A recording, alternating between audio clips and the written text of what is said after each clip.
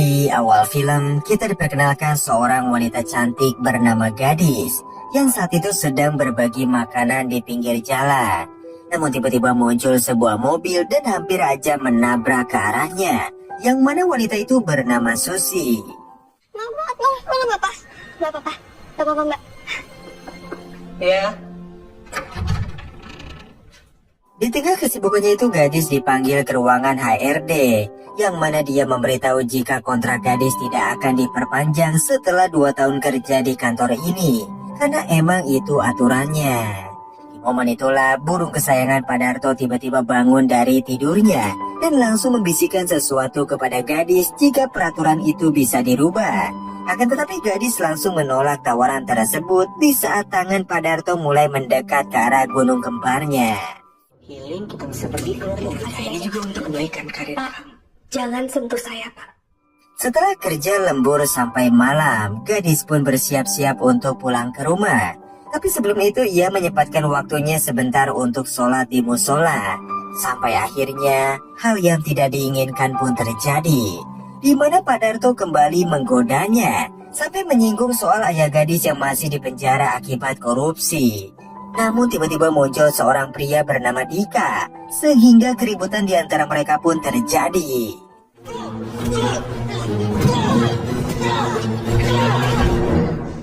Setelah kejadian itu Gadis sangat berterima kasih, karena kalau Dika nggak muncul mungkin gawangnya udah kebobolan 1-0.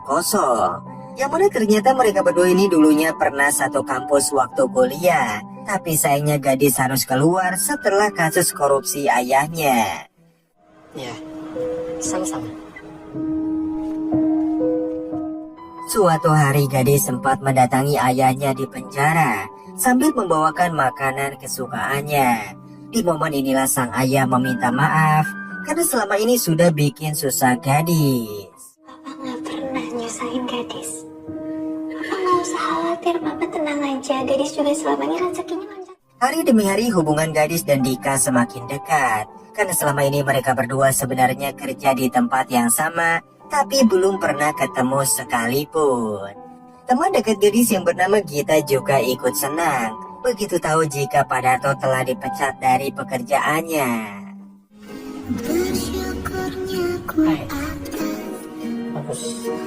Kamu?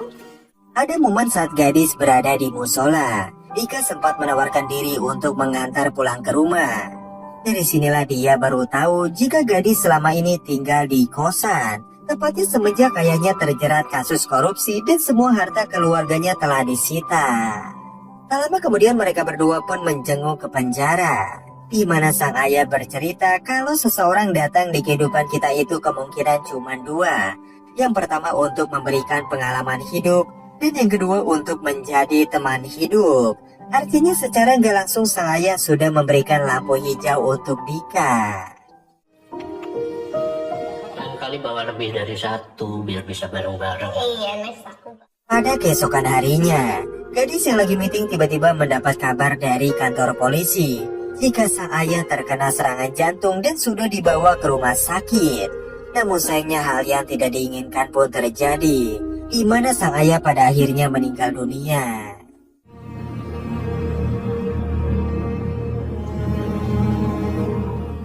Saat berada di makam, Dika berusaha menguatkan jika Gadis itu wanita yang kuat. Dia juga berjanji akan selalu ada di sisinya sampai kapanpun. Beberapa bulan kemudian mereka berdua pun akhirnya resmi menikah. Dika masih kerja di kantor, sementara Gadis fokus menjadi ibu rumah tangga. Mau jago biasa aja. Jangan malam-malam ya mas pulangnya. Setelah suaminya pergi, Gadis melihat seekor kucing di halaman rumahnya, yang mana ternyata kucing tersebut punya Susi, wanita yang hampir menabraknya di awal film. Dari sinilah mereka berdua pun saling berkenalan satu sama lain, sampai akhirnya memutuskan untuk belanja barang ke supermarket. Mau ke supermarket? Sama dong, mau bareng aja nggak? Kurang lebih sebulan. Saat tengah belanja, Gadis cerita jika ia punya janji sama almarhum untuk menyelesaikan kuliah S1-nya dulu, baru punya anak. Berbeda dengan Susi yang ingin cepat-cepat punya keturunan. Apalagi 1 tahun yang lalu dia sempat hamil, tapi sayangnya anaknya malah meninggal dunia di dalam kandungan. Dan yang lebih parahnya lagi, rahimnya sudah diangkat akibat terkena komplikasi. Artinya Suzy nggak akan bisa ngasih keturunan. Pisah sama suami gue. Makanya gue pindah ke rumah yang sekarang.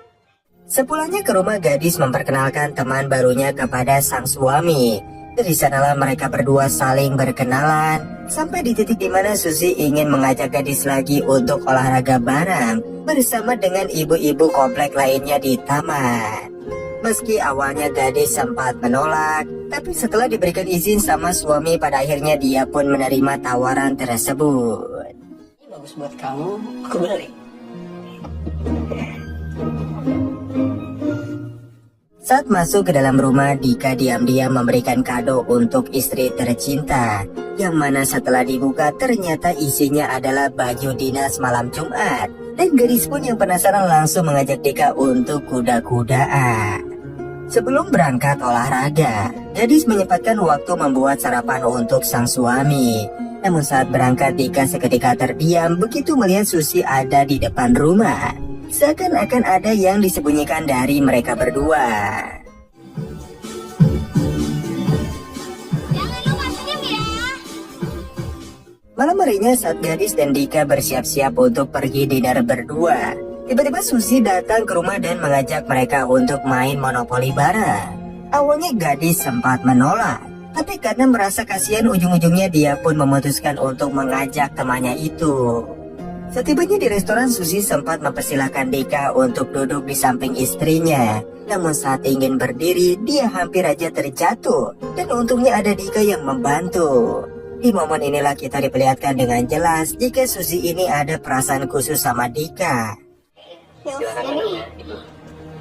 Makasih mas. Udah pasti medium well mas. Semua orang juga sukanya medium well. Tapi meski begitu, gadis berusaha berpikiran positif. Sampai di titik dimana dia ingin mengabadikan momen kebersamaan ini dan menguploadnya ke sosial media. Juga kenapa jadi kayak suami jamaah ya? Keesokan harinya gadis menghubungi teman dekatnya sembari membuatkan masakan untuk sang suami. Dimana Gita merasa kesepian semenjak gadis keluar dari kantor. Namun setelah telepon itu dimatikan, Gita tak sengaja melihat Dika sedang asik mengobrol dengan wanita lain dan langsung merekam kejadian tersebut sebagai barang bukti. Mau apaan sih? Aku nggak ada bohong sama kamu. Sepulangnya kerja, Dika pun diam-diam memberikan kejutan untuk sang istri. Sampai akhirnya mereka berdua pun kembali melakukan ritual malam Jumat. Romantis sekali.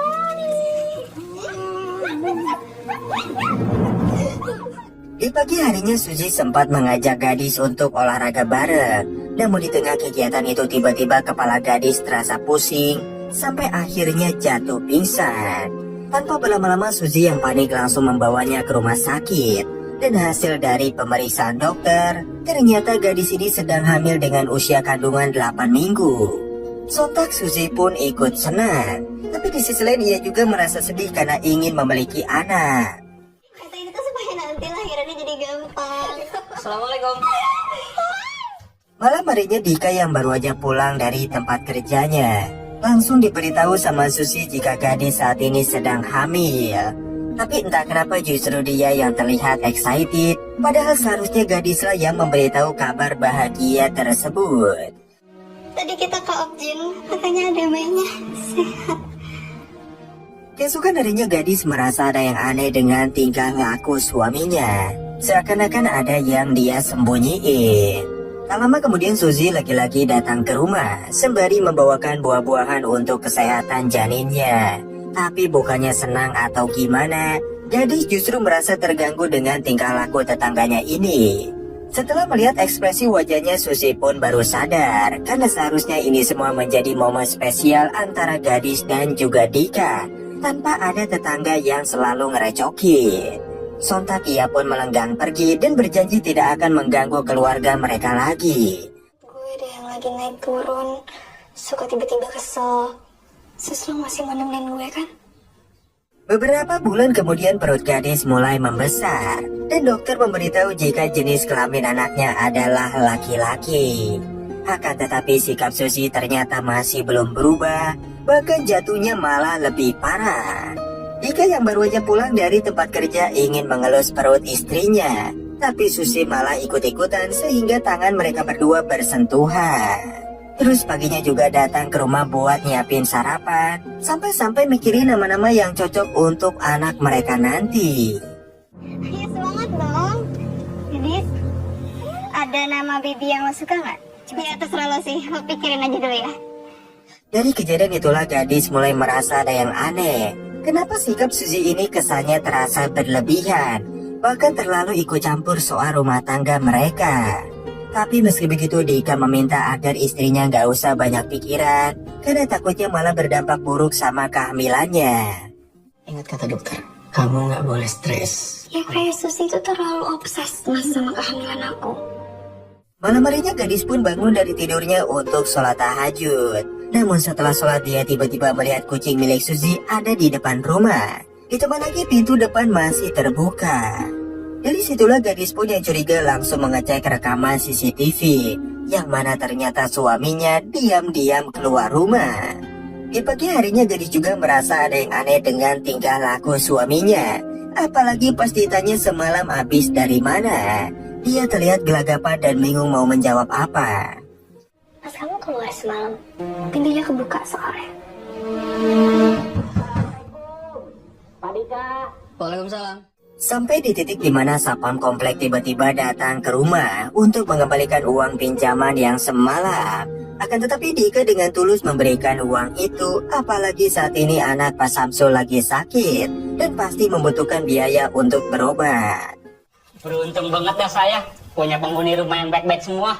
Ya udah Pak, ntar kalau ada apa-apa langsung hubungi saya aja. Saya siap sedia. Tak lama kemudian Dika pun pamit berangkat kerja, berbarengan dengan Suzy yang juga pulang ke rumahnya. Tapi meski begitu gadis yang masih curiga langsung masuk ke dalam kamar dan mencari bukti apapun terkait perselingkuhan ini. Dimulai dari mencium baju suaminya, bongkar baju di lemari, sampai akhirnya dia tak sengaja menemukan sebuah kunci rumah yang gak tahu milik siapa. Dari sinilah gadis pun memutuskan untuk menemui Gita di sebuah restoran untuk curhat tentang masalah yang ada di dalam rumah tangganya, di mana intinya dia curiga jika suaminya telah selingkuh. Mendengar hal itu, Gita memberikan rekaman video tempo hari yang memperlihatkan Dika sedang berpelukan dengan wanita lain. Janji ya, lo jangan mikir yang enggak dulu ya. Masih tas gak? Dis, tunggu dis. Setibanya di depan rumah, dari kejauhan gadis tak sengaja melihat Dika sedang masuk ke rumah Suzy. Sontak dia pun yang penasaran langsung masuk ke rumah tersebut, sampai akhirnya memergoki perselingkuhan mereka berdua. Di momen inilah hati gadis sangat hancur sehancur-hancurnya begitu melihat suaminya akan kuda-kudaan dengan Suzy.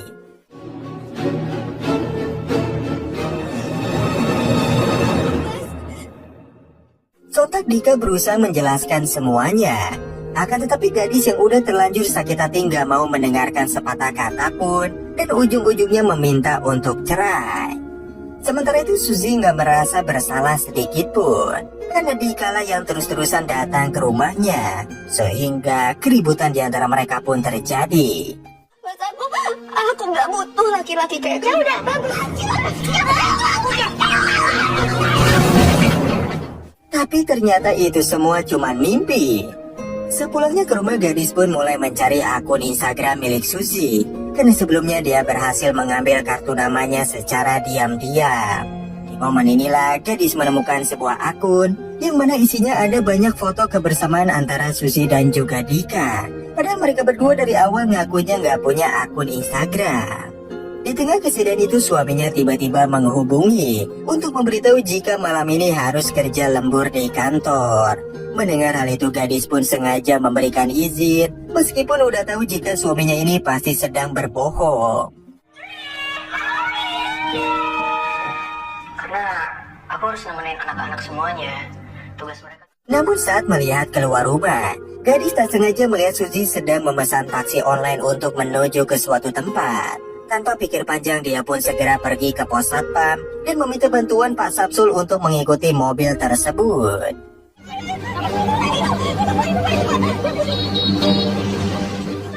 Namun sayangnya di tengah jalan mereka malah kehilangan jejak.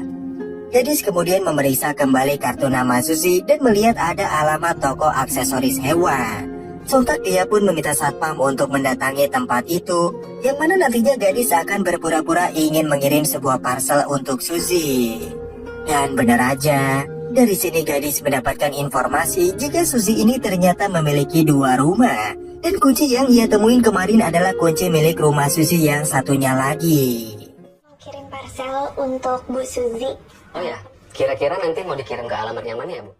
Saat berhasil masuk ke dalam rumah tersebut, gadis menemukan sepatu milik suaminya. Dan yang paling mengejutkan adalah foto pernikahan antara Dika dan Suzy yang terpampang dengan jelas.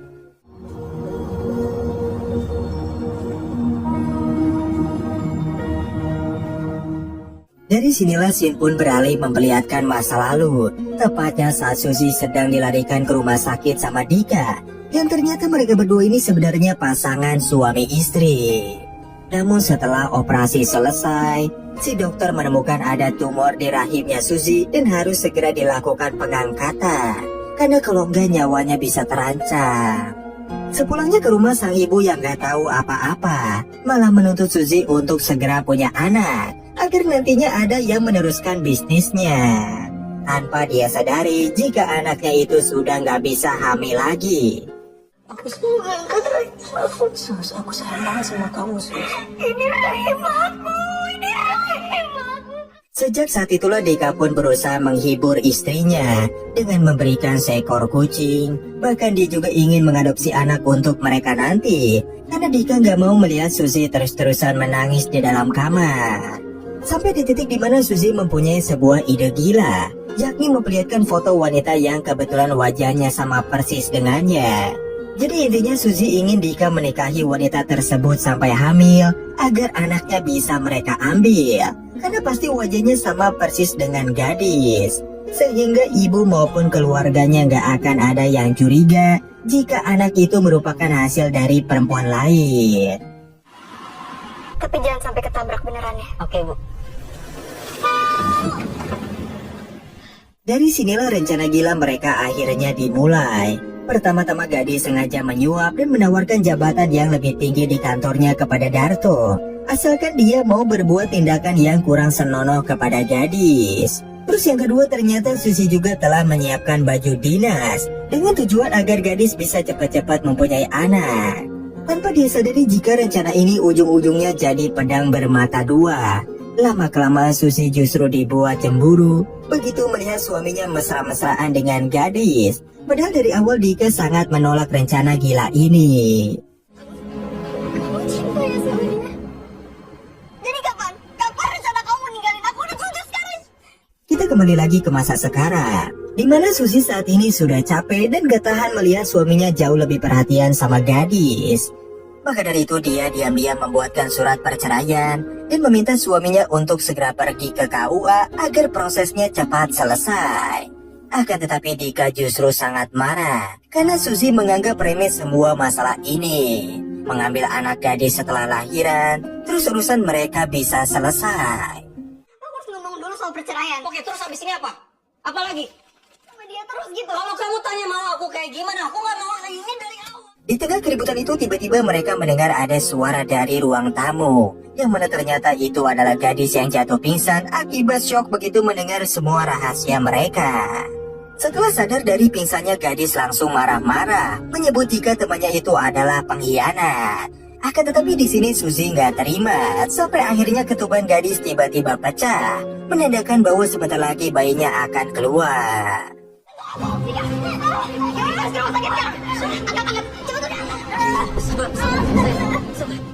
Tanpa berlama-lama Dika pun yang panik langsung membawa istrinya ke rumah sakit. Sementara gadis yang takut anaknya akan dibawa meminta suster agar jangan membiarkan dua orang itu masuk ke dalam.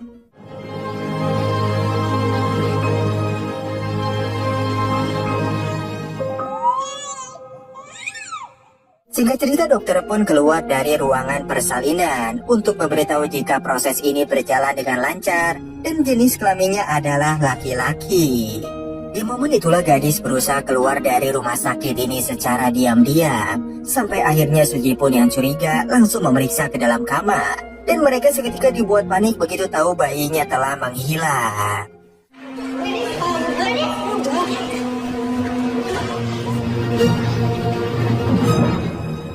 Dalam pelarian itulah gadis memutuskan untuk bersembunyi di rumah Gita. Karena cuma dia satu-satunya teman yang bisa dipercaya. Namun sayangnya setelah bangun di pagi hari, gadis sangat terkejut begitu melihat anaknya telah menghilang. Yang mana ternyata pada saat gadis tengah tertidur, Ika dan Suzy diam-diam telah menyuap Gita agar bisa membawa bayinya. Bahkan mereka juga memberikan surat cerai dan surat keterangan gila agar gadis tidak mendapat hak asuh anaknya. Sontak gadis pun sangat marah dan gak habis pikir lagi sama Gita. Cuman karena uang dia rela mengkhianati teman dekatnya sendiri. Anjing, itu kamu anjing. Di sisi lain Suzy sendiri memutuskan untuk kabur ke luar negeri setelah berhasil membawa bayi ini dari gadis. Berbeda dengan istrinya yang terlihat bahagia, Dika justru merasa bersalah atas perbuatannya. Ikutin pak. Aku minta maaf banget.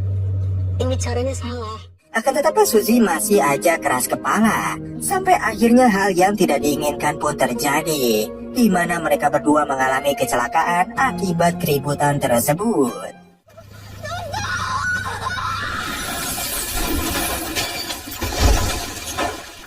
Dari kecelakaan itulah Suzy mengalami cedera parah dan akhirnya dibawa ke rumah sakit. Sementara suaminya sendiri meninggal dunia.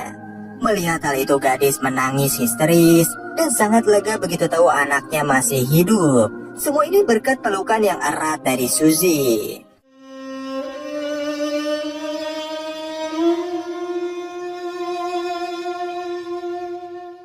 Itulah dia teman-teman akhir dari cerita. Terima kasih sudah menonton video ini sampai akhir. Jangan lupa di like, komen, dan subscribe agar kalian gak ketinggalan kisah-kisah menarik lainnya.